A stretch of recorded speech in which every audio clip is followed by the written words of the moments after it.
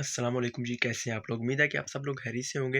अच्छा, बहुत सारे बंदे हैं जो ये क्वेश्चन करते हैं या बहुत सारे लोग ऐसे होते हैं कि जिनके ज़हन में ये सवाल होता है, ये क्वेश्चन होता है कि भाई साहब हम भी यूके जाना चाहते हैं, हम भी स्टडी पे स्टूडेंट वीज़ा पे यूके जाना चाहते हैं। क्योंकि स्टूडेंट वीज़ा एक ऐसा रास्ता है यूके आने का कि मतलब कि बहुत पुराने अरसे से इस्तेमाल हो रहा है और ये सबसे ऑथेंटिक तरीका है। आपको स्टूडेंट वीज़े के ज़रिए आपको वहाँ पर यूके में जो है वो जगह मिल सकती है, रहने के लिए भी आप काम भी कर सकते हैं। वो एक अलग बात है कि आपको मुश्किलात का सामना करना पड़ता है, शुरू में आपको बहुत सारी मुश्किलात होती हैं। फिर सब चीज़ों को आहिस्ता-आहिस्ता जब आप लेके चलते हैं एक ज़रिए, तो फिर मतलब कि वक़्त के साथ-साथ अल्लाह करता है सब कुछ ठीक हो जाता है। लेकिन सबसे मेन बात कि आपने यूके आना कैसे है, आपने स्टूडेंट वीज़ा अप्लाई करना कैसे है, इसके बारे में भी थोड़ी-सी बात करते हैं। और सबसे पहले एक जो सबसे इम्पोर्टेंट बात है वो ये है कि वो ये करते हैं कि आपको स्टूडेंट वीज़े पर किस स्टेज में आना चाहिए यूके में। क्या है वो बैचलर्स के दौरान आना चाहिए या आपको मास्टर्स के लिए आना चाहिए? तो ख़ैर मेरा तो आपको पता ही है, अगर नहीं पता तो चलिए फिर मैं आपको बताता हूँ। मैं तो बैचलर्स पे ही आया हूँ और मास्टर्स पे भी जो है वो बहुत सारे लड़के आ रहे हैं।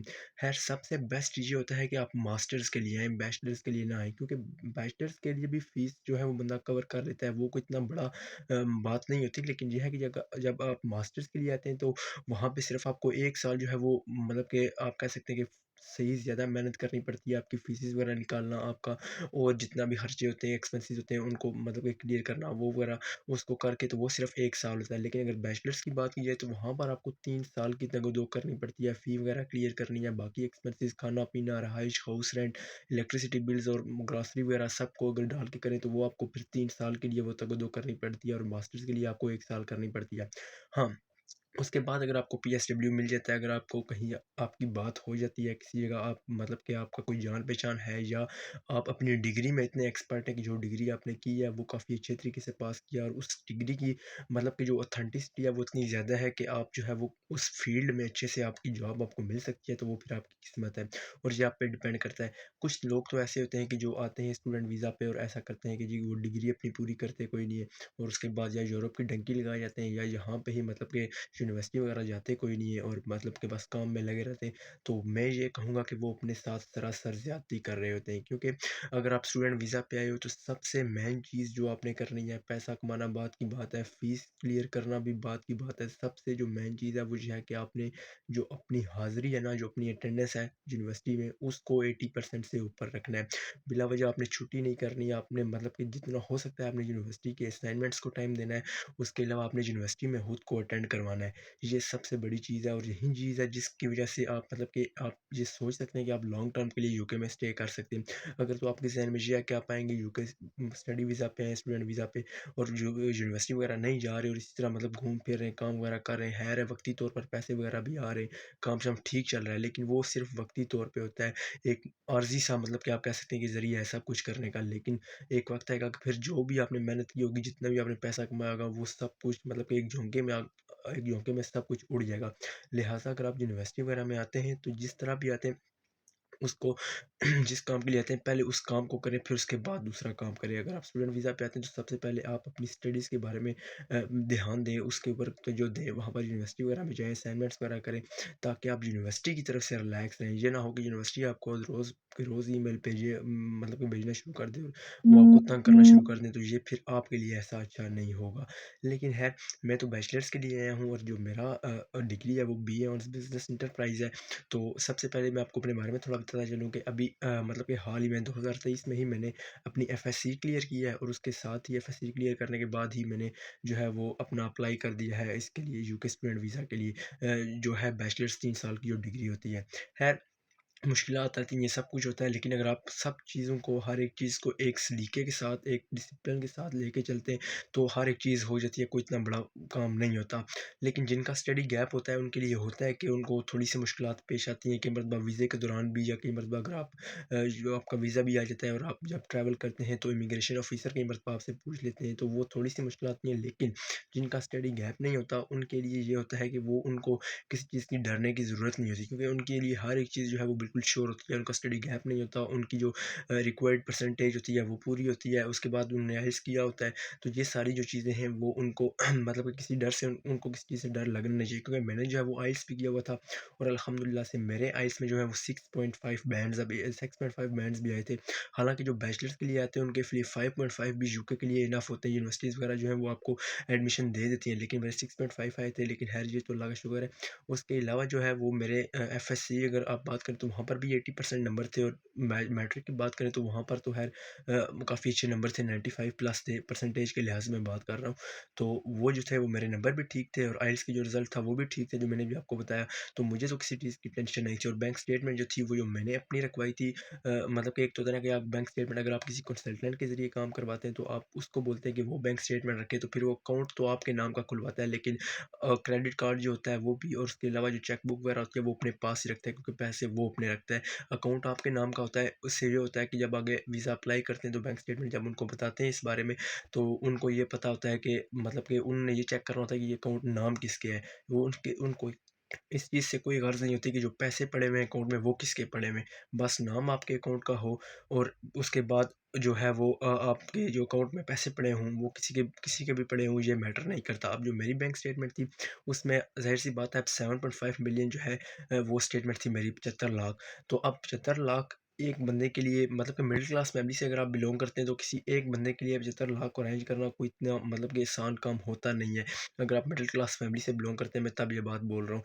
तो मतलब कि आपको पता ही है कि फिर पैसे इसी तरह करने पड़ते हैं कि कोई किसी दोस्त से उधार ले लिया, किसी से उधार ले लिया और रख ली, क्योंकि बैंक स्टेटमेंट एक ऐसी चीज़ होती है कि ये वो पैसे होते हैं कि जो आपने किसी जगह लगाने नहीं होते, या ये पैसे वही होते हैं कि आप एक मरतबा आप कह सकते हैं कि अगर किसी के पास पड़े हुए हैं तो उसने अपने बैंक अकाउंट में रखे हुए, वो उनको यूज़ नहीं कर रहा, उसके पास अपना खर्चे के लिए इतने पैसे हैं कि वो उस पैसों से अलावा भी वो अपना निज़ाम जो है वो चला रहा है। मतलब कि एक ही बात है, जैसा उसके पास पड़े हुए और जैसा आपके पास पड़े हुए, लेकिन मसला ये होना चाहिए कि बंदा एतबारी होना चाहिए। लेकिन ख़ैर मेरे जो थे वहाँ पर, मैं अगर मेरी बात की जाए बैंक स्टेटमेंट की, तो जो मेरे पैसे थे वो सारे मेरे अपने पैसे नहीं थे। कुछ दोस्तों वगैरह थे, कुछ फैमिली फ्रेंड्स वगैरह के थे। लेकिन जो 75 लाख थी, अगर हाँ, ये मैं यूके की बात कर रहा हूँ बैंक स्टेटमेंट के लिए। अगर ऑस्ट्रेलिया की बात करेंगे तो वहाँ पर आपको बैंक स्टेटमेंट जो है वो भी रखनी पड़ती है। और सबसे जो मुश्किल चीज़ है वो ये होती है कि अगर आप बैंक स्टेटमेंट रखते हैं तो आपको पता होता है यार, अभी मैंने बैंक स्टेटमेंट रखी है, 2 महीने तक मैं इसको रखूँगा, उसके बाद मैं वीज़ा अप्लाई करूँगा, मेरा वीज़ा आना ना आना वो बात की बात है, जो भी है वो हाँ ना हो जाएगी। लेकिन ऑस्ट्रेलिया का ऐसा होता है कि वो ना वीज़ा, मतलब कि वो रिस्पॉन्स ही नहीं इतना जल्दी आता, 6-6 7-7 महीने रिस्पॉन्स नहीं आता। और फिर ऐसा होता है कि जिससे आपने पैसे माँग के वो बैंक स्टेटमेंट रखी होती है, फिर ज़ाहिर-सी बात है, अगर किसी ने आपको पैसे दिए हैं बैंक स्टेटमेंट रखने के लिए और आपने उसे बोला कि 2-3 महीने की बात है, उसके बाद मैं आपको वापस कर दूँगा, और 2-3 महीने तक आपका काम नहीं होता, तो ज़ाहिर-सी बात है जिसने पैसे दिए हैं उसको भी ज़रूरत पड़ सकती है। हर एक बंदे की ज़रूरत होती है, एक वक़्त तक बंदा बर्दाश्त कर सकता है। तो ये भी काफ़ी ज़्यादा जो है वो केसेज़ होते हैं कि ऐसा होता है कि जिन लोगों ने लिखवाई होती है फिर वो माँगना शुरू कर देते हैं। लेकिन अल्लाह ना करे कि ऐसा किसी के साथ हो, जो जिस तरीके में जिस मकसद के लिए लगा हुआ है वो उसमें कामयाब हो। लेकिन ख़ैर मेरा तो जा था जो अल्हम्दुलिल्लाह वो सब कुछ अच्छा हो गया, ठीक हो गया। बैंक स्टेटमेंट 7.5 लाख थी।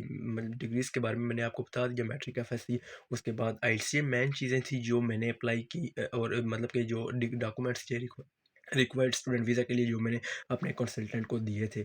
उसके बाद अगर बात की जाए तो जब आप वीज़ा अप्लाई करते हैं तो जो मैंने वीज़ा अपना अप्लाई किया था वो प्रायोरिटी पे अप्लाई किया था। मतलब कि आप इस बात से अंदाज़ा लगाएँ कि एक जुमा को मैंने वीज़ा अप्लाई किया, फ्राइडे को। अगले जुमा को फ्राइडे को जो है वो मुझे मैसेज आ गई, मेल आ गई एम्बेसी की तरफ से कि जो है आपका वीज़ा है वो सक्सेसफुल हो चुका है, और 2 दिन के बाद मैंने पासपोर्ट कलेक्ट कर लिया और इस तरह मेरा वीज़ा आ गया। तो बात करने का मकसद ये है कि अगर आप अपनी तरफ से श्योर होंगे, अपनी तरफ से प्रॉपर डॉक्यूमेंट्स देंगे, हर एक चीज़ जो है वो प्रॉपर शो कराएँगे, तो फिर आपको किसी चीज़ की टेंशन होनी नहीं चाहिए। और सबसे मेन बात कि जब मैंने यूके ट्रैवल किया तो अक्सर ऐसा था कि जो इमिग्रेशन ऑफिसर होते हैं, बंदा कई मरतबा उनसे डरने लगता है कि यार कहीं वो मुझे पकड़ ना लें, या कहीं वो मुझसे बहुत टफ क्वेश्चंस ना करना शुरू कर दें। तो ये भी होता है बंदे के ज़हन में, हर एक के ज़हन में होता है, मतलब कि इंसान है वो, मतलब कि हर तरह से सोचता है, हर जानिब उसकी नज़र होती है। लेकिन जब मैं गया इमिग्रेशन ऑफिसर के सामने, सबसे पहले तो मुझे ये कोई डर नहीं था कि शायद वो मुझे किसी ऐसी जगह से पकड़ लें जहाँ मेरी कमज़ोरी हो, जहाँ मैंने कोई फेक डॉक्यूमेंट्स लगाए हो, क्योंकि मैंने तो हर एक चीज़ ऑथेंटिक लगाई थी और रियल लगाई थी। बैंक स्टेटमेंट मेरी अपनी थी, और हर क्योंकि ऐसा होता है कि बैंक स्टेटमेंट में ही कई बंदे फंस जाते हैं, बाकी तो डॉक्यूमेंट्स पूरे हो जाते हैं, लेकिन बैंक स्टेटमेंट में कई बंदे जो होते हैं वो फंस जाते हैं। लेकिन सब चीज़ जो थी वो मेरी ऑथेंटिक थी। मैं तो गया इमिग्रेशन ऑफिसर के सामने, उन्होंने मुझसे पूछा कि आप स्टूडेंट वीज़ा पे आए हो? मैंने बोला यस, मैं स्टूडेंट वीज़ा पे आया हूँ। बस उसके बाद उन्होंने मुझसे यूनिवर्सिटी का नाम पूछा, कोर्स का नाम पूछा, और स्टैंप लगाई, और ये जा वो जा। मतलब कि इतनी सी बात थी जो मेरे साथ हुई। तो चीज़ बात करने का मकसद ये है कि अगर आप खुद से ऑथेंटिक रहेंगे, खुद से रियल रहेंगे, तो आपको कोई बंदा भी किसी जगह भी रोक नहीं सकता, चाहे वो कितना ही बड़ा क्यों ना हो। अगर आप ठीक हैं, आप अपना काम ठीक कर रहे हैं, तो फिर आपको कोई बंदा भी कहीं जाने से भी रोक नहीं सकता। लेकिन अगर आप शुरू से ही मतलब कि कोई ऐसा काम करेंगे कि जिसमें आपको डर हो, तो फिर बंदा ना भी पकड़ा जाए तो तब भी पकड़ा जाता है, क्योंकि बंदे के जो फेस एक्सप्रेशन होता है ये सबसे बड़ी चीज़ होती है। और सबसे बड़ी बात, कई मरतबा ये होता है कि आपसे जो इमिग्रेशन ऑफिसर होते हैं वो अकोमोडेशन के बारे में पूछना शुरू कर देते हैं कि जी आपकी अकोमोडेशन जो है वो कहाँ पे है, आप यहाँ से जाएंगे किधर, आपका कौन है यहाँ पे। तो मुझसे जो क्रेडिबिलिटी इंटरव्यू हुआ था यूनिवर्सिटी की तरफ से, एम्बेसी की मैं बात नहीं कर रहा, एम्बेसी का इंटरव्यू और होता है, यूनिवर्सिटी का इंटरव्यू और होता है।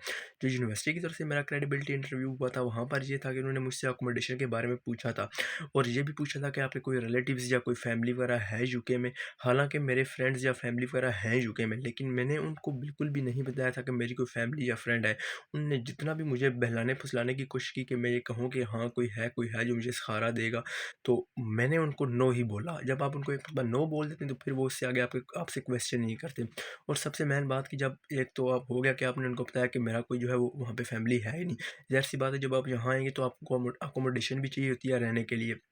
तो उसके लिए मैंने ये किया था कि मुझे अपनी तरफ से तैयारी ये करा के आया था कि अगर मुझसे इमिग्रेशन ऑफिसर ये पूछता है तो मैं ये जवाब दूंगा। वैसे उन्होंने मुझसे अकोमोडेशन के बारे में पूछा नहीं था, लेकिन मैं अपनी तरफ से ये तैयार था कि मैंने उनको ये बताया था कि मेरे एक फैमिली फ्रेंड है, मेरे अब्बू के कोई दोस्त हैं, वो बहुत पहले लंदन या बहुत पहले इंग्लैंड आ गए थे, तो वो अब यहाँ पे सेटल हैं। मेरी फैमिली नहीं है, मेरी फैमिली के फ्रेंड है, और मैं वहाँ उनके यहाँ एज अ पेइंग गेस्ट रहूँगा। पेइंग गेस्ट मतलब आप समझ गए होंगे, अगर नहीं पता तो मतलब कि मैं उनको एक रीज़नेबल रेंट दिया करूँगा, महीने बाद या हफ्ते बाद कुछ पाउंड्स जो है वो दिया करूँगा, जो कि नॉर्मल जो रेंटिंग हाउसेज़ हैं वो उनसे कम है। तो फिर जो जब थोड़ा सा टाइम गुजरेगा तो मैं अपने लिए कुछ ना कुछ सेटल कर लूँगा और अपना काम चला लूँगा। लेकिन अभी तक जो है वो एयरपोर्ट से निकलने के बाद मैं ये काम करूँगा, उनके पास एज अ पेइंग गेस्ट रहूँगा। तो मैंने अपनी तरफ से ये तैयारी की थी। और उसके बाद सबसे मेन बात कि कई मरतबा तो ऐसा भी होता है कि जो इमिग्रेशन ऑफिसर होता है वो आपसे पूछ लेता है कि वो बंदा कौन है, उसका एड्रेस, उसका नाम, उसका कुछ नंबर हमें दें, हम उससे बात करके हम कन्फर्मेशन करेंगे। तो इसके लिए भी मैंने जो था वो मैं जो है वो फुल अपनी तरफ से तैयार था। जो बंदा मुझे बाहर लेने आया था, मैंने उनका नंबर, उनका नाम, उनका जो एड्रेस था, और सबसे मेन चीज़ जो उस एड्रेस का पोस्टल कोड था वो भी अपने पास मेरे मोबाइल में मौजूद था। अगर वो मुझसे पूछ लेते हैं तो मैं उनको बता दूँगा।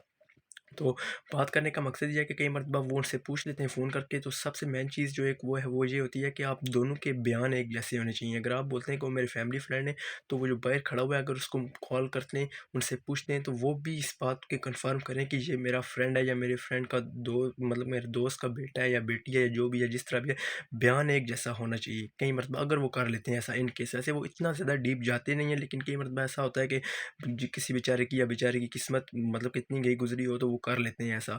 जिसको पकड़ना होता है उन्होंने फिर वो पकड़ लेते हैं और फिर वो छोड़ते कोई नहीं है। लेकिन ख़ैर मेरे साथ तो ऐसा कुछ नहीं हुआ। अल्हम्दुलिल्लाह अल्हम्दुलिल्लाह मैं बिल्कुल बआसानी जो है वो यूके आ गया था। तो ख़ैर ये कुछ थी मेरी कहानी जो मैंने आपको बताई, जिसमें मैंने आपको अपनी बैंक स्टेटमेंट के बारे में बताया, मेरी डिग्रीज़ के बारे में बताया, आइल्स के बारे में बताया, और जो भी था मतलब एक और बात मैं आपको बताता चलूँ कि मैंने जिस जिस यूनिवर्सिटी में अप्लाई किया था मुझे वहाँ से ऑफ़र लेटर आया, और मेरे जो ऑफ़र लेटर आते रहे हैं वो तकरीबन 15 दिन के बाद आते रहे हैं। और ये शायद यूनिवर्सिटीज़ जो हैं वो 12 से 15 दिन नॉर्मली लेती हैं। किसी भी यूनिवर्सिटी में आप अप्लाई करते हैं या कितने ही अच्छे स्टूडेंट आप क्यों ना हो, नॉर्मली इतने जो हैं वो डेज़ जो है वो यूनिवर्सिटी लेती है, उसके बाद ही आपके ऊपर वो फर्दर प्रोसेसिंग करते हैं। तो पहले ये होता है कि आप यूनिवर्सिटी में अप्लाई करते हैं, आपका ऑफ़र लेटर आता है, उसके बाद आपका जो है वो फ़ी जमा करते हैं। आपने फ़ी जमा कराई, उसके बाद आपका कैश लेटर आया, कैश लेटर आने के बाद आपने अपना वीज़ा फ़ाइल किया, और उसके बाद जो था बाकी वीज़े के दौरान जो वीज़ा पेमेंट होती है या हेल्थ इंश्योरेंस वगैरह होती है, वो भी एक और अलग से वीडियो बना के मैं आपको डिटेल से बता दूँगा, क्योंकि अगर इस वीडियो में मैंने बताना शुरू कर दिया तो फिर ये वीडियो बहुत लंबी हो जाती। लेकिन जो मेन चीज़ें जो किसी भी स्टूडेंट ने बाहर अप्लाई करना होता है यूके के लिए, अगर उसको चाहिए होती हैं, तो वो मैंने आपके साथ शेयर कर दी है। लेकिन है वीडियो आपको कैसी लगी कमेंट सेक्शन में लाज़िम बताइएगा। वीडियो अच्छी लगी चैनल को सब्सक्राइब कर दें, वीडियो को लाइक कर दें। मिलते हैं नेक्स्ट व्लॉग में। अल्लाह हाफ़िज़।